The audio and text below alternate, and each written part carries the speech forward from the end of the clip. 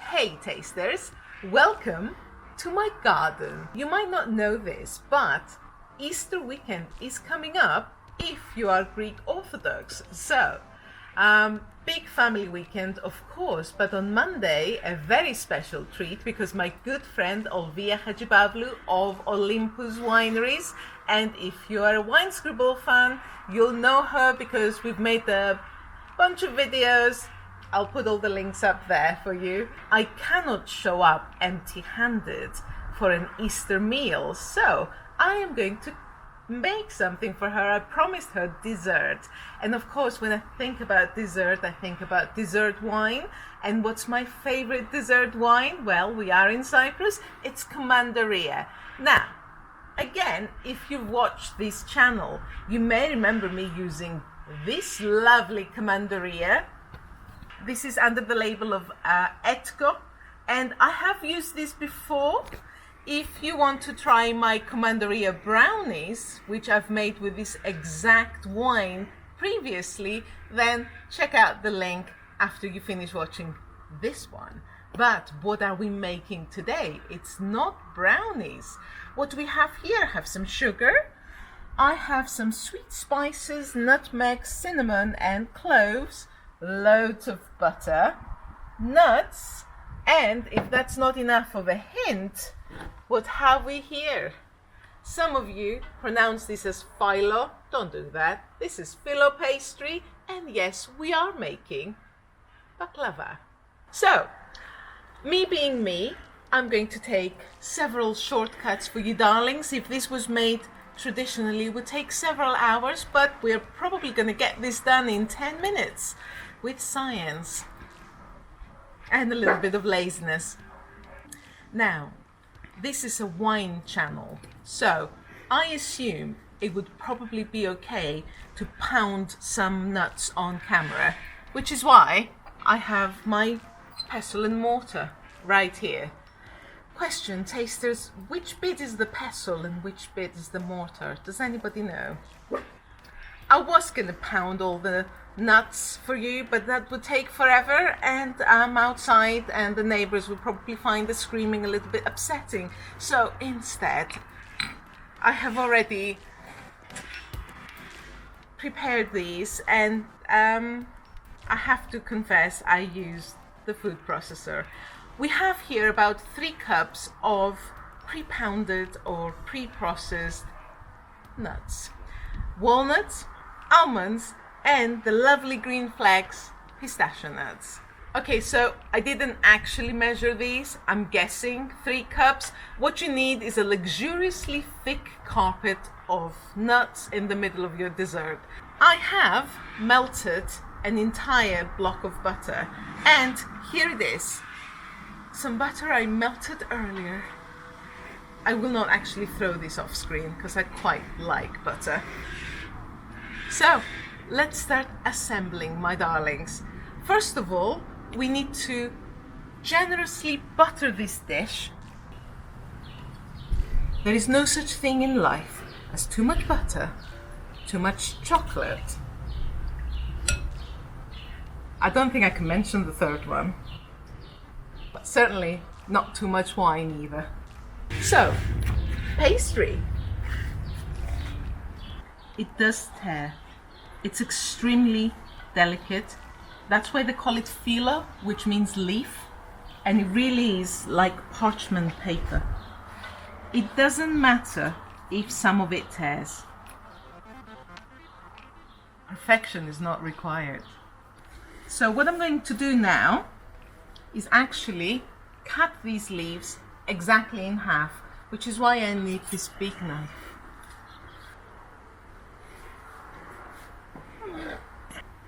Tasters, as you can see, in a past life I was a French pastry chef. All these skills just wasted. There we go. Now, since I've made such a royal mess of this, I'm going to make these the bottom layers.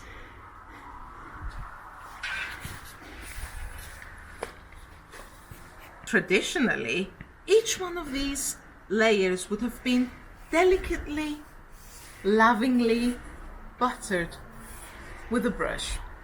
And I am absolutely not going to do that. Life is too short. What I am going to do, however, is use all of these nuts. They're not quite ready yet. What are they missing? A little bit of sugar.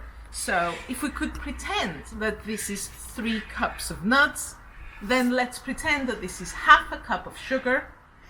In it goes.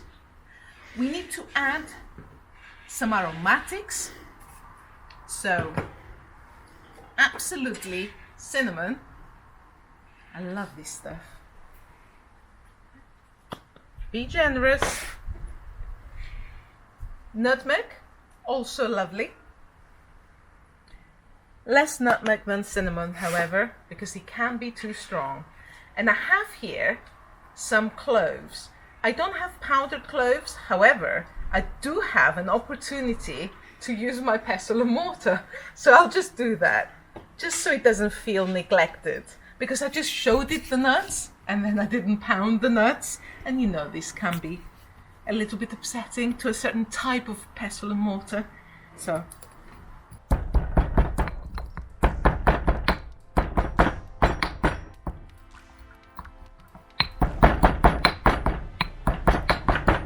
a modicum of brutality may be required, but trust your instincts. Wonderful. Oh, lovely. Powders. Here we are. Now, my mother and my grandmother at this stage also add some rose water or some orange blossom water. But the only aromatic I'm going to use in this recipe is this beautiful Commandaria. So, why? Because Commandaria is made with late harvest grapes, Mavro and Sinisteri, which have these insane aromatic profiles, and then it matures lovingly in barrels for years, and it acquires all this sweet baking spice. It's perfect for this dish. Why would I add anything else? So a splash of this, and because they know clumsy people like me exist, they've put a useful little tap, and you don't even need to use a corkscrew. My goodness.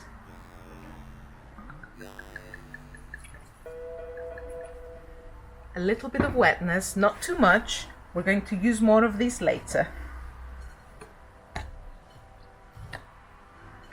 So you want the texture to be slightly moistened sand. That's what we're going for here. And all these aromas of the Commandaria with the sugar and the spices, absolutely beautiful. Half your phyllo pastry is in this dish, as you might recall, and you now want to cover this with a thick, luxurious carpet of nuts, a little bit of sugar, a lot of spices, all of Eastern Mediterranean in this dish. The phyllo pastry remaining, which looks slightly less savaged than the bottom layers. Once this is cooked, none of it will appear different to the rest. So here we are. So what are we going to do now? Well, we're going to carve it. Now bear with me as I impress you with my knife skills once more. I am probably a little bit more scared than you are right now. So let's just do this. I'm going to go across all the way down, if possible.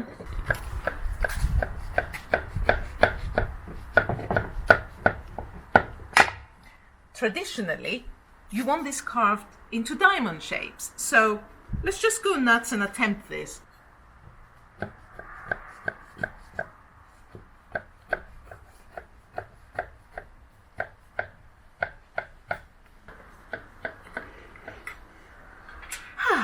Look at that. It looks spectacular. But we're going to forgive me. Now, I am an arts and humanities graduate. However, I have dated extensively in the engineering community in my youth. So, let me share some gems of knowledge about fluid mechanics. The first law of fluid mechanics is that when you have a liquid, it pours easily. And the second law of fluid mechanics is that if you pour liquid on a flat surface, it spreads. And the third law of fluid mechanics is that liquid tends to flow downwards because of gravity. And there's probably, is that 1, 2, 3, maybe, let's call it law number 5. It's like mumble number 5, but with physics. If you pour butter on a cracked surface, it'll seep through and get everything wet anyway. So why brush it? Just pour it. Let's do this.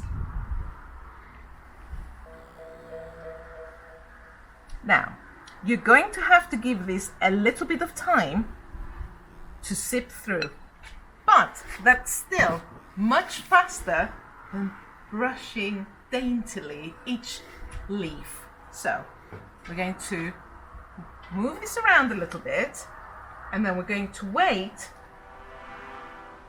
for all the butter to sink downwards, because fluid mechanics. Now, Clive, the camera operator, who does have a degree in engineering, has been very, very triggered by my physics discussion. It's just... So, let's do a tasting, and then I'll probably pass this on to Clive, because they'll need to fortify themselves. Not too much though, because we'll be needing this after the baklava comes out of the oven. Now, a little taste. This is intensely aromatic. You can smell the sweetness before you've even tasted it. And what strikes one is all the dried fruit. There's plums here, there's damsons, prunes, dates, all these beautiful dried fruit, so abundant in the Mediterranean. There's also orange peel, and this insane sweetness. It's making my mouth water, and I've not even touched this wine on my tongue yet.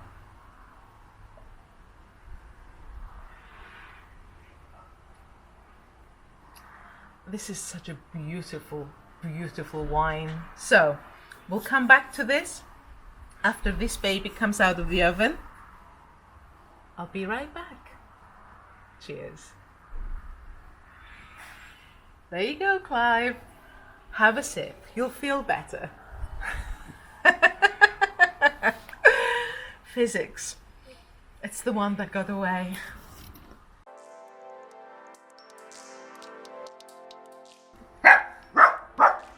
Cookie, can you stop helping with the baking? Cookie loves to help. He likes to guard all the cakes from all the cats. So there's a lot of barking happening. Cookie? Cookie, where's the cat, Cookie? Where's the cat? Who's very cat-like. I love you too, Cookie. I know. Cookie, stop it. He likes my lipstick. My dog. Hey tasters, so the baklava has been in the oven for about 60 minutes. You want it to go beyond golden so that it's really, really crunchy. Now, at this point, what you have to do, as soon as you take it out of the oven, you're supposed to douse it in syrup. And as you probably recall, I have not made syrup. I'd much prefer these to be like opera gloves, but that would not be very practical for getting a hot dish out of the oven. I have not made syrup, because I am not going to need syrup. I have something that is aromatic and sweet and beautiful. And why use artificially sweetened water when I can use Commandaria? Now, stay with me. This is going to go very, very fast. Are you ready?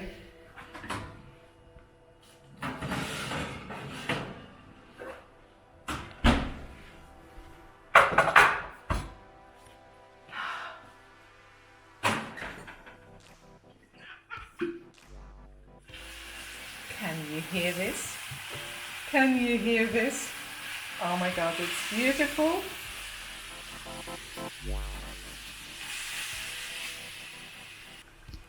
Chef's treat. So,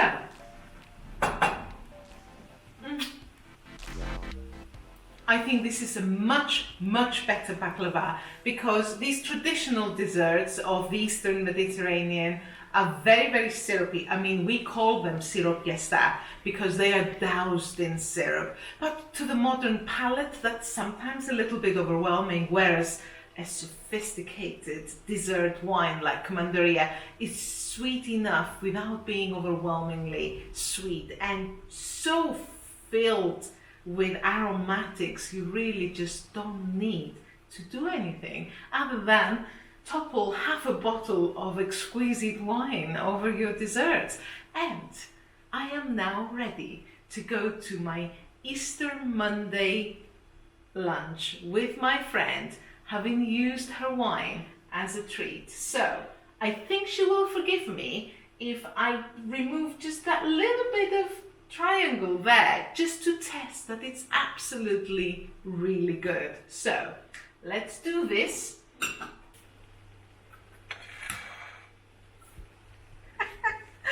Oh my gosh. Yes, come with me. There we go.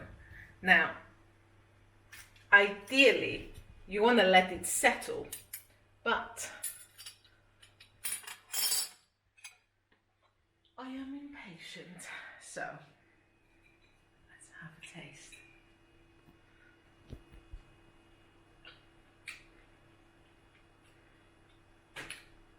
That's absolutely beautiful. Cheers.